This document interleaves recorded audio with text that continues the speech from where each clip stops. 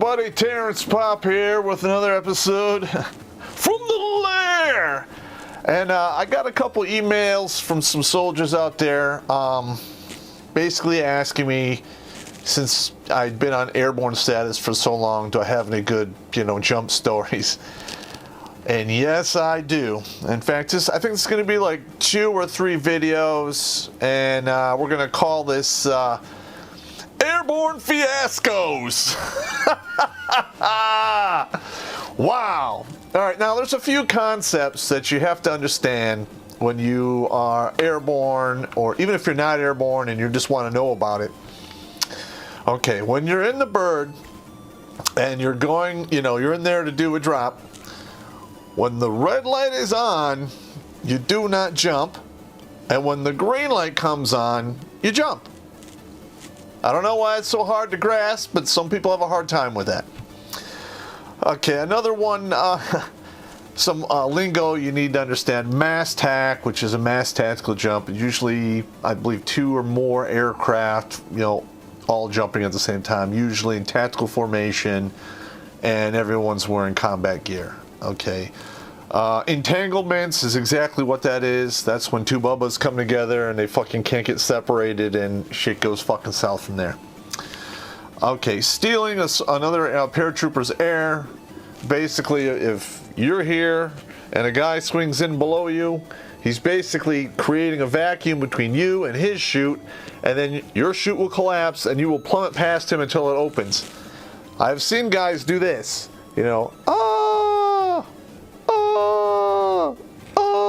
mean, they go right past each other until one fucking hits the ground, probably 50% harder than the other guy.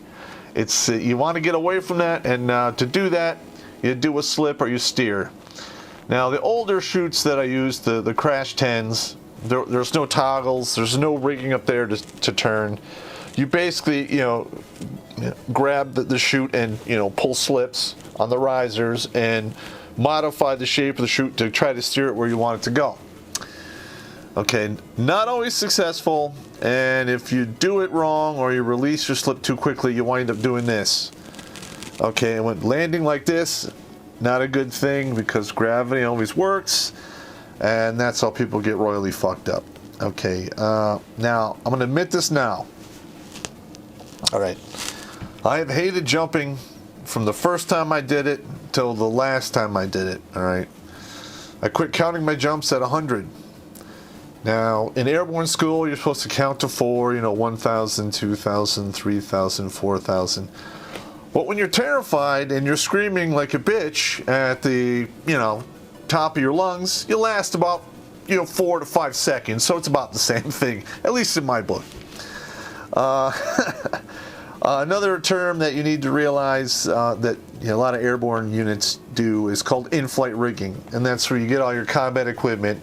You walk on the parachute, or you walk on the aircraft, and they have like a pallet of chutes and a pallet of reserves, and then they hand them out, and then while you're all packed in there like a bunch of sardines and worms, you put all your shit on, and somehow it's supposed to be safe. Do people die doing that? I'm sure they do. For the most part, it is fairly safe. Because you don't hear about people burning in all the time. Now, I have never seen, well, I shouldn't say that. I've seen a partial burn in. I've never seen a 2-chute failure where a guy pulls one chute and then it doesn't work, and then he pulls his reserve and that doesn't work either, and then he does the streamer all the way to oblivion, basically. Never seen that. I've seen close to that, but they didn't really die. They got fucked up pretty good.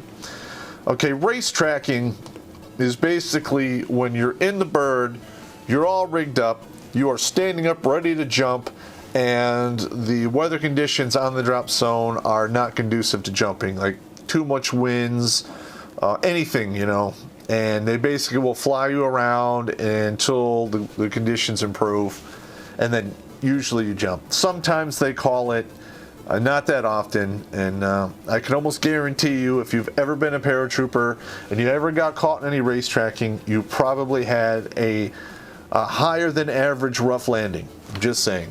Okay, next thing you want to know is a PLF, which is a parachute landing fall. That's basically where you slightly bend your knees, and when you make contact with the ground, you roll like a banana, and you distribute the force of a landing across your entire body, not just on your legs. Because contrary to popular belief, jumping in a combat parachute is not a civilian parachute. Okay, there's really no comfort involved, and it's designed to bring you from point A, which is somewhere above the ground, 1,200 feet, maybe higher, maybe lower, to the ground as fast as possible without breaking your bones or killing you. So the impact on the ground when you hit with a military parachute is the equivalent of jumping off of a garage. You know, it's like 8 feet drop.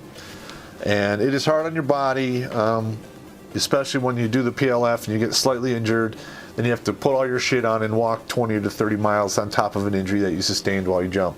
It all adds up, and a lot of paratroopers down the road wind up with fucked up knees, hips, backs, the whole deal, and I'm one of them. Okay, what's another one here? Chopper jumps. Okay, now I'm cool with like the aircraft thing, the C-130, the C-141s. I've never dropped jumped a C-17 yet. I've been rigged up, but they called it. Don't think I would like that because it's. That being in that bird was very unnerving. It's like being inside a flying gymnasium, and you have all of this crazy room, and it just, when you're used to, always being uncomfortable and cramped, and it sucks, and I'm used to that. I'm not used to comfort, and it throws off my game. Okay, chopper jumps. Now, like the Huey and the Black Hawk, you sit on the chopper, and they put a belt. From side to side while you're sitting with your legs hanging over the side. You're rigged in behind you to a D-ring, and then you have to fly up, to usually they jump between 8 and 1,200 feet. They take back the belt, and then they tell you to go, and they tap you on the shoulder, and you're supposed to squirm out on your own, and they fall out. Now, I have a severe problem with that. All right, I'm not cool with that. So I'd always tell a jump master, put me number one. When it's time to go, put your foot in the middle of my back and forcibly eject me from the aircraft. I don't need a warning. Just fucking do what you got to do. And it seemed to work out for me. Okay, so now we covered some of that stuff. Actually, there's a few more things. Okay, Jumpmaster School. All right, now I have a lot of jumps. I went to Jumpmaster School twice. Both times I was turned back because my paperwork was fucked up. Did I put up a big fuss? Not really, because after I jumped into Panama and I saw what the whole job entailed and the end result of actual airborne operations, it kind of, it took away the wind from my sail to go to Jumpmaster School. Though if I did go to Jumpmaster School, I have enough mass tack and all those other kind of jumps that I would probably, be really close to getting the master wings. I don't know the regs now. I'm too long in the tooth for that, and I'm gonna probably be retired here shortly. So it is what it is. I didn't get a chance to do it. Is it breaking my heart? Not really. Okay. Now there's a big difference between jumping with the Ranger Regiment, jumping with the 82nd Airborne Division, and jumping with Special Forces. They're all different animals. Okay. The regiment, very professional. They don't fuck around, okay, and they handle their business. I did have some shitty exits and some shitty landings, but that's just par for the course. 82nd, at least from what I saw of them, they're pretty reckless. Okay, there's a reason why they get a 3 or 4 day weekend if they can go 82 days without killing a motherfucker on their post. Just saying. There's a reason that exists. It's not a stereotype. Now, Special Forces, their jumps are smaller, 6, 12, 18 guys, usually different types of exotic aircraft. They're very professional. A lot of times you carried a lot of extra bullshit. How they rigged it up is insane. I know. I didn't see any of that shit in manuals. I just figured it the fuck out. But, if I had to do it again, I wouldn't have a problem with jumping with any Special Forces units or back with a regiment, period, bar none. Okay, so now we're 10 minutes into this and we're just covering like the first couple, stories here. All right, so we'll start off in the beginning. Airborne School. Now, this didn't really happen to me, but I was there when it happened. You go through, you have 5 jumps in Airborne School. You do the tower or the fucking, the huge fucking cage towers. They drop your chute. It's like 100 feet if the winds are good. But literally, I saw this one guy. Like I jump, and now on Fort Benning, down the middle of the drop zone, they rode it till the dirt, so it's fairly soft. At least they did it when I was there. How they're doing it now, I have no idea.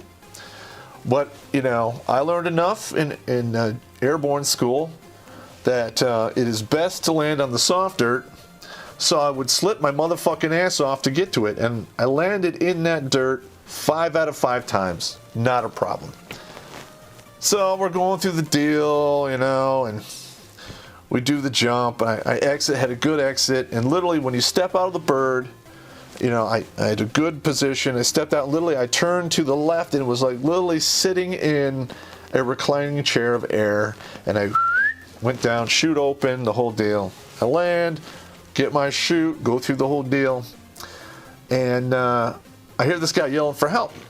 He's like, help me, oh my God, I need an ambulance. I look up, his guy's not even on the ground yet. He's totally running with the wind. He doesn't know what the fuck he's doing.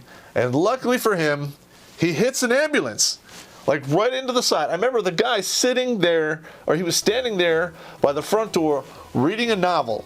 What it was, I don't know. But the guy hits the side of the ambulance. The wind still takes a chute, pulls him up over the top and over onto the other side.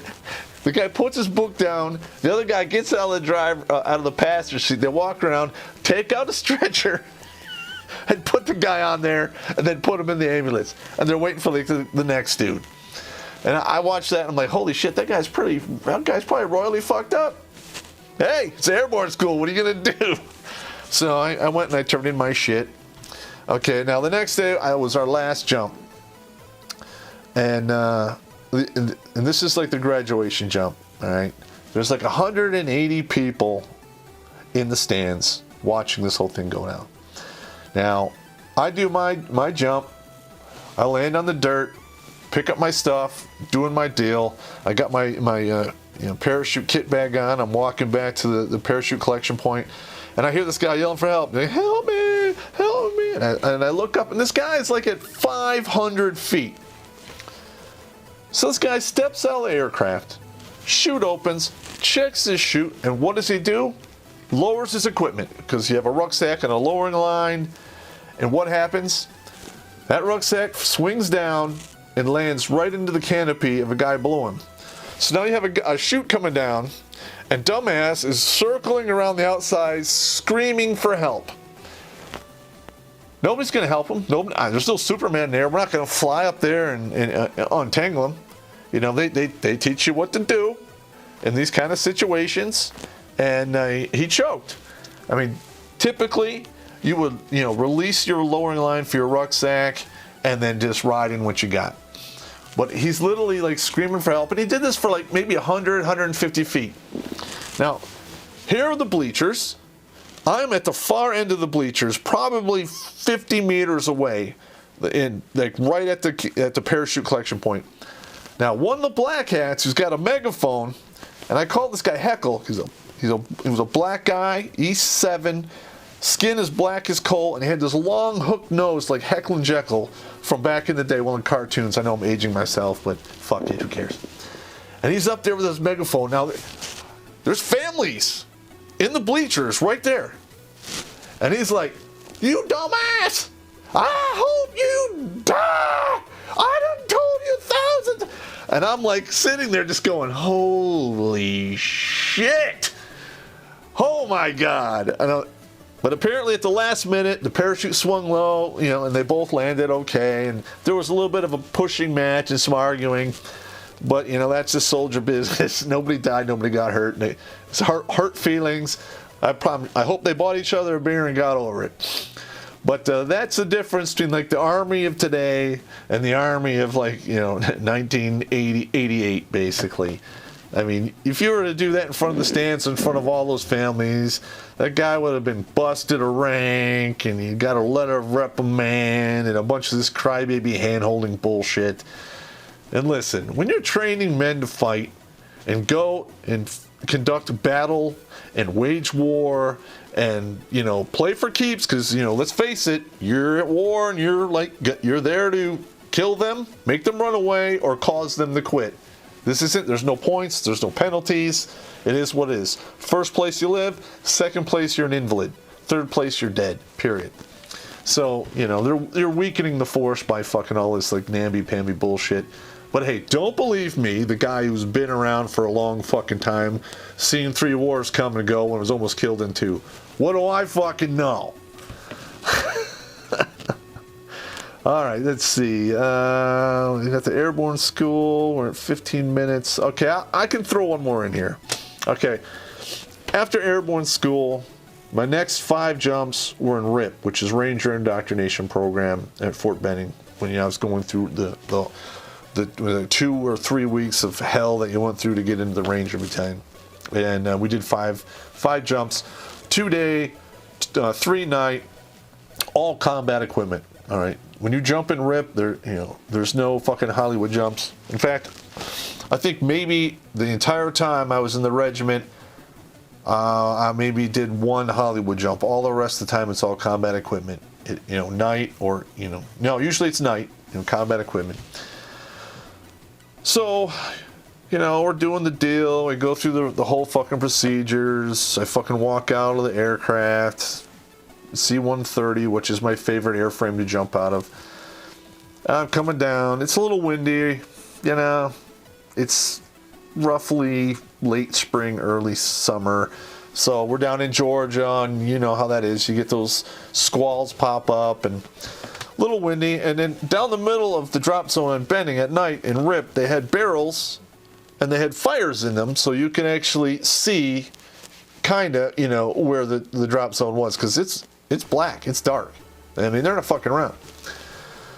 So I'm coming down, and I'm like, okay, and I'm tracking the ground. I'm like, okay, I'm moving at a pretty good clip. You never want to land, traveling with the wind, because you're going to get fucked up. So I do the proper slips, and I'm, still heading towards the barrel. I'm like, holy fuck, I'm going to hit that fucking barrel. So I do I do the double, still going towards the barrel, do a 3. Basically you reach up, you grab 3 handfuls of risers, 2, 3, and now I'm seriously, like, I think I'm going to miss it, but now my descent is a lot faster. So I let go 1, and I'm still fucking going for the barrel. I say, fuck it, there's nothing I could do. I grab the 3rd one, pull up my fucking legs to a nice, bent leg position, and I expect the worst. And I hit the ground. Luckily, it was in the rototilled portion, so I hit pretty fucking hard, did my PLF, and at the end of the PLF, my fucking helmet hit the fire barrel and knocked it fucking over. And what did the RIs say? They're fucking yelling at me, don't let your chute get burned, motherfucker! So I jump up, and I'm like grabbing my chute, trying to keep it from fucking falling on the barrel, which I was successful. I fucking, gather up and go through my whole fucking deal. I get back to the chute collection point. They make me take the chute out, and then the riggers, there's 2 riggers that inspect the entire thing for any burn holes in it, because apparently that would have deadlined the chute. I'm not a rigger. I don't know if they could fix that or not, but apparently it was good to go, so I didn't get fucked up. So anyway, that's the first half of this fucking these jump videos. I'm glad you guys asked these questions, because there's a lot of funny stories, and maybe you can learn some shit so you won't fuck yourself up if any of you guys go airborne. Because a lot of the shit you're gonna hear in these stories, you can't read them in any of the manuals, and you just got to learn it on your own. And it's better to hear it first and unfuck yourself than learning it on the fly and winding up with a stick up your ass in a tree landing, or stuck up to your fucking neck, head first in a water landing and die. Anyway, have a good evening. I'll talk to you later. Out.